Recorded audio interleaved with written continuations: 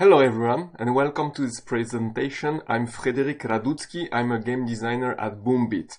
This presentation will be a case study about a storytelling by level design applied in a hyper-casual title, in this case Off-Road Hill Climb.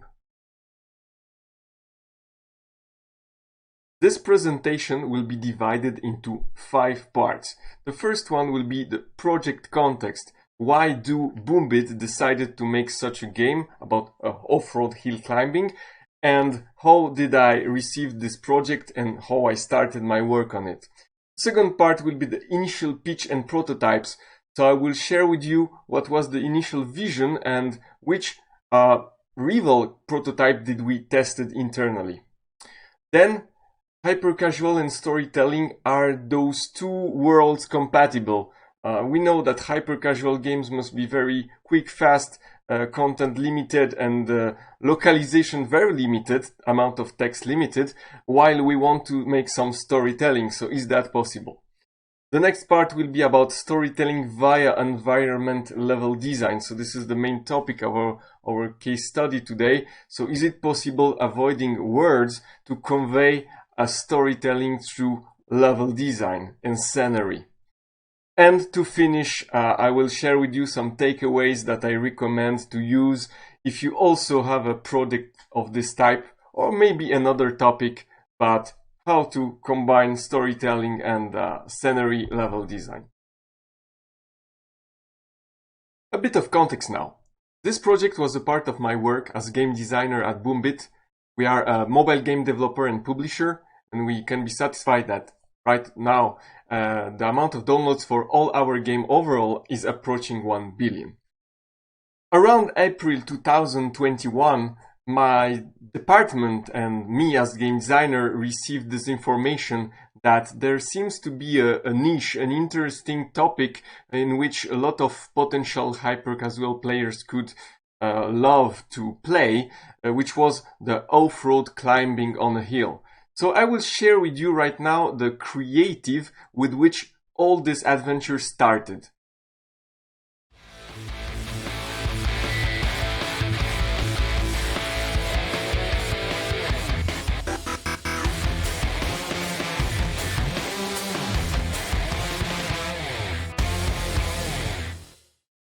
So what do we have here? We have a very cool car with nice colors trying to climb a very steep hill and trying to reach the end of a level. But is that enough to create a game? I mean, how many times would you try to climb a hill like that? Would that be fun?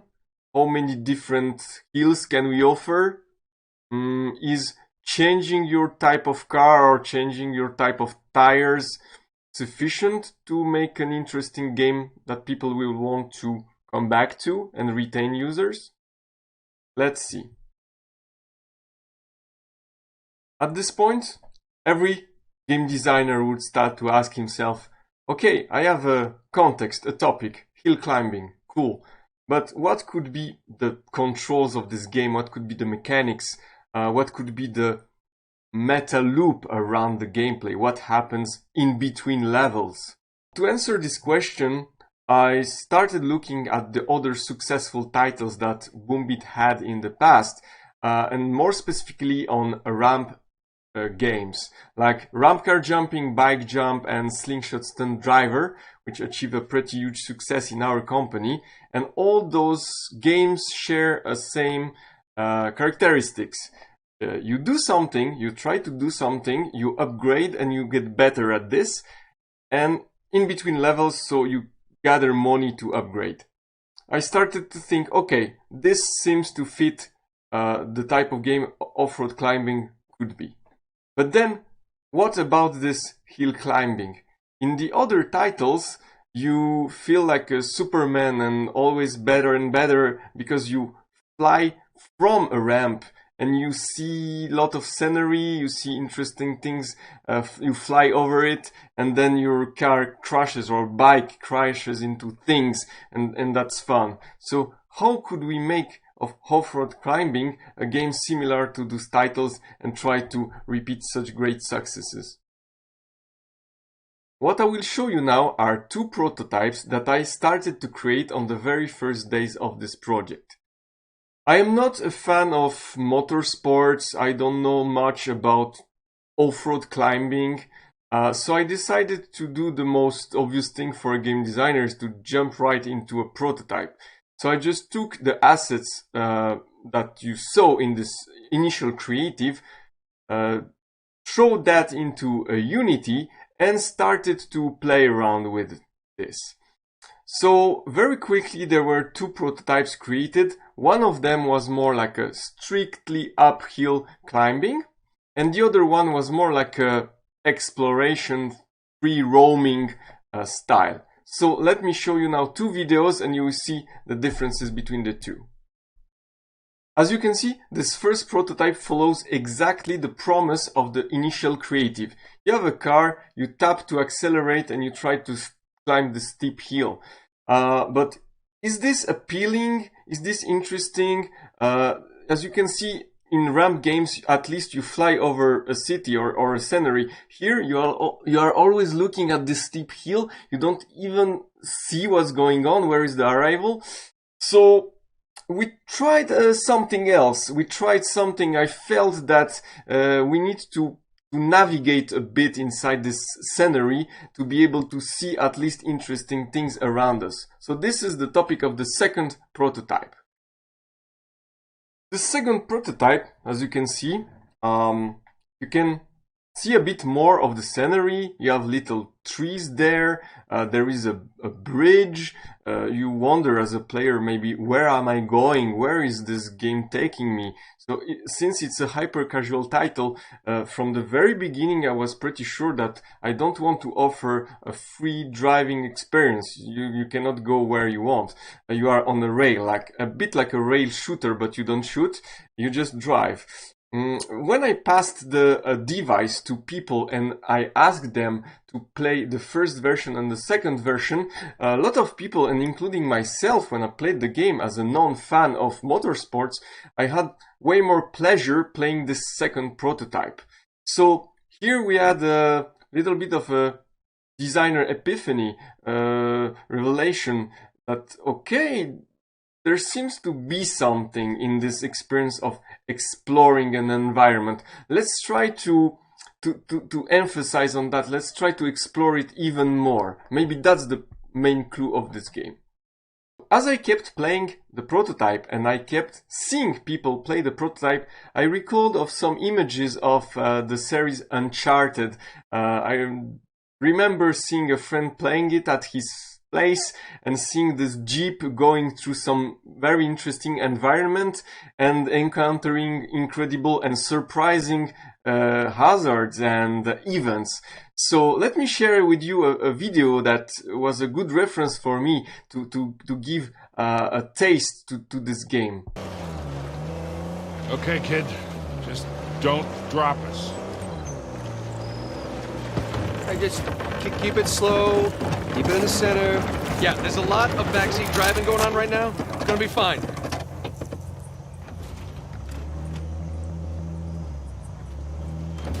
Ah! We're good. Everything's good. Jesus Christ.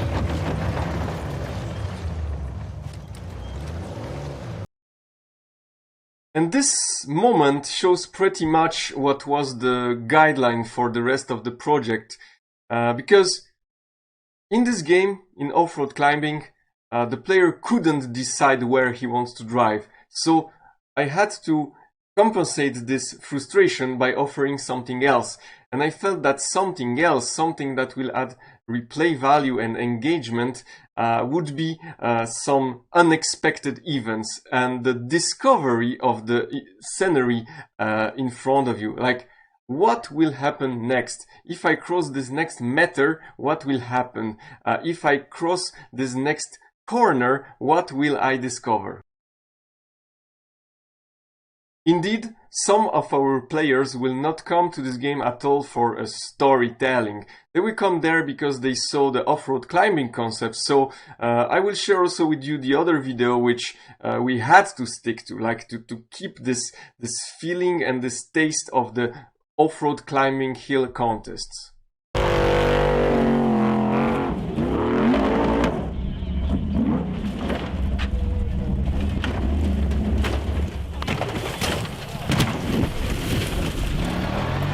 You have the whole context of the production of this game. For the rest of this presentation, we will jump straight into the production of the game, and I will show you some insights, some level design decisions that we had to make to have a storytelling inside the game. Few points we have to remind before we proceed.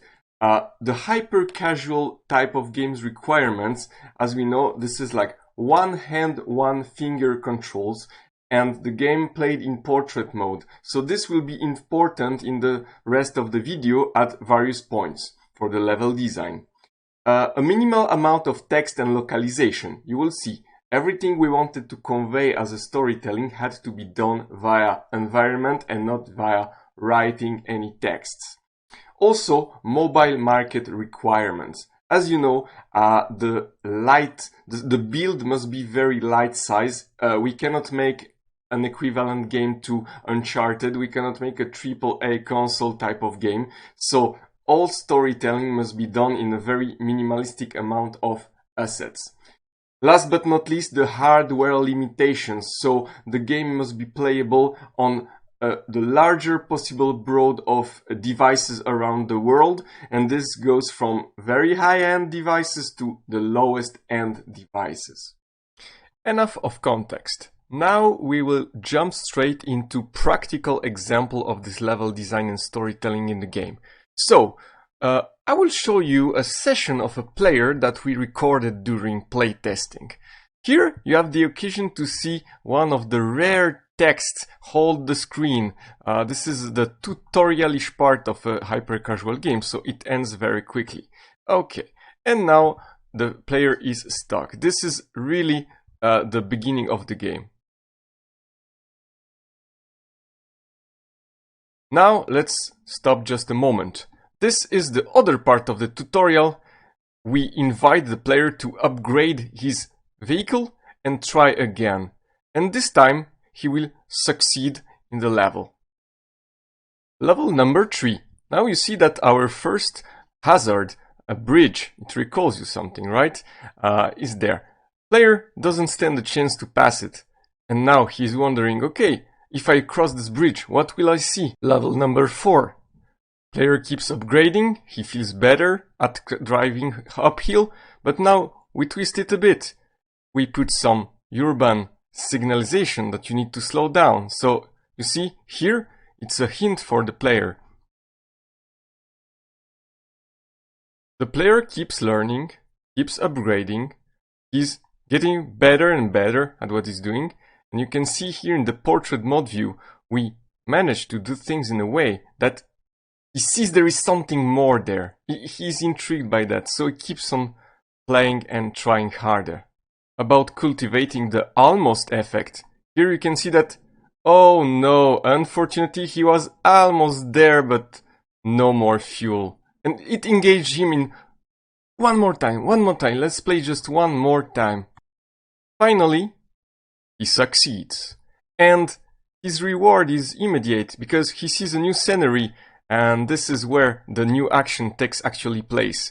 And he discovers new obstacles like here, but he doesn't know how to handle this obstacles, so he fails. But you can see here that another text is just minimalistic and hyper casualish. We just give a quick hint to the player how he should pass this moment.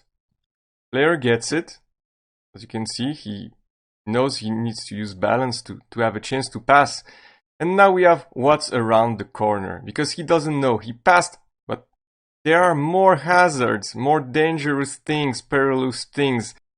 I would like to stop on this image a moment. As you can see, we are in a portrait mode, as said before. And here you can see that the promise there, we show something, we always show something everything that you see, even if the terrain is very simple, is very optimized for mobile. All elements that we show on screen must be very relevant. It's a minimalistic amount of elements, but each of them has its own big importance. Here we can see that our player succeeds finally, and here we positioned a car. We say, okay, player will think, what will happen when I will reach that car? Would I win this car? Would I receive it? Is it an enemy? So include elements that catches the eye of your player, but without distracting from the core gameplay. In world number 2, we started to push this concept further. Player knows the rules of the game, and now we can push a bit the storytelling.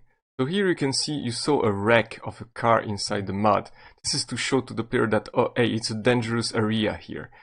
Then you can see that he will approach the end of the level, and now he upgrades, and every time we have this little effect of almost there, man. Please try harder next time. Next level and new challenges ahead. So here you can see that player starts to discover this level, and what he sees in the back, a very gigantic dam. He's wondering what's there. Will I climb this dam or something? And he also encounters, here you can see the reuse of the bridge from the first world, but this time the bridge is connected with another bridge and you must go very fast to climb up. And in addition to this, it's connected with this balance board. So here you can see the synergy, and we trick the player here because the first time he doesn't know how to pass that. But as you can see in the background, we could have put a fog or a forest, but putting this gigantic dam allows one thing. It allows to set the mood for this level. It allows to make player wonder, is that a sort of military base, a facility? What will occur when I will reach this dam? All those things contribute to the storytelling in such a hyper-casual game via level design. And we keep going. So we capitalize on this dam aspect, and at some point when player manages to climb the dam, surprise, you put full speed to go there, but in the end we put you inside this water. So here you can see it's a good balance between discovery of new elements and also making the player fail. But he has a good frustration because he discovers every time a new fragment of the level. So without any surprise, at some point a player upgrades enough to reach this door. And now he's like, what's behind the door? All the time, level design serving the engagement. Now he upgrades, and why is this door blocking me? Okay, the door blocked me. He continues, is that a sort of military base, an abandoned base? And you can see that he gets stuck into debris, but oh, he keeps pushing. But yeah, it was not the good way to pass this level, for sure. Fast forward again, so our player gets it. Now he knows that he needs to go very gently, to accelerate very gently to not get stuck. And now look, this moment is important. Like here, revelation, what's on top of this dam? There is a sort of gigantic satellite dish slash observatory. What's there? And he fails here. So once again, all his interest is piqued by going there and discovering the continuation of the level. Now he has enough upgrades to pass this moment around the corner, but then he thinks he will make it, but let's stop him again just a little bit inside mud. So you see, always frustration slash show something and give something to the player. Now in the end he managed to pass this level because he has enough upgrades. But as you can see, he sees this gigantic satellite dish again. He's there and he's wondering what will be next. So he's engaged in the game again. He's not about to stop playing, to drop, because there is something to discover there. If there wasn't any storytelling via scenery, would he stay more? I don't know, but this is my theory. Storytelling always supports good engagement. To conclude this case study, we'll finish with a few key takeaways as a recap. First of all, use any elements that you have at your disposal in the project to tell a story. Tease and surprise the player at every corner, at every top of every hill. Experiment even the stupidest combinations. Your project, the content you have is like a Lego box, so just try to make fit the blocks all together to have something, a synergy and something new every time. Throw what's not working. If you see that an idea, you are hitting your head against the wall and this idea definitely doesn't work, requires too much work from the developers, for example, just throw it away to the trash and try something else. Reuse, reuse, and reuse. Once again, you have a Lego box in front of you. Maybe you can repaint some of the blocks. Summer environment can be a winter environment. You can reverse the level. All these things are possible.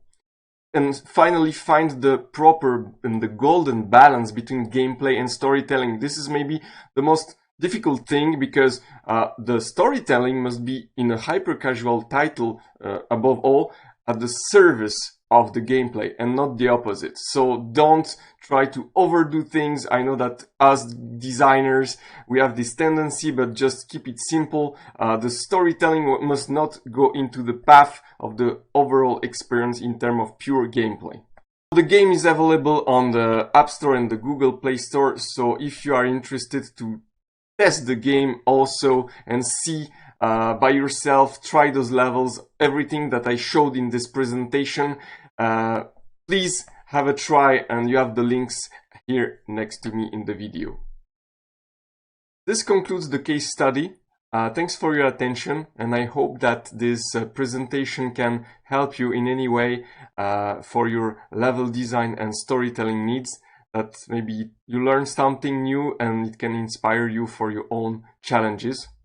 Don't hesitate to visit the virtual booth of the company and bye-bye.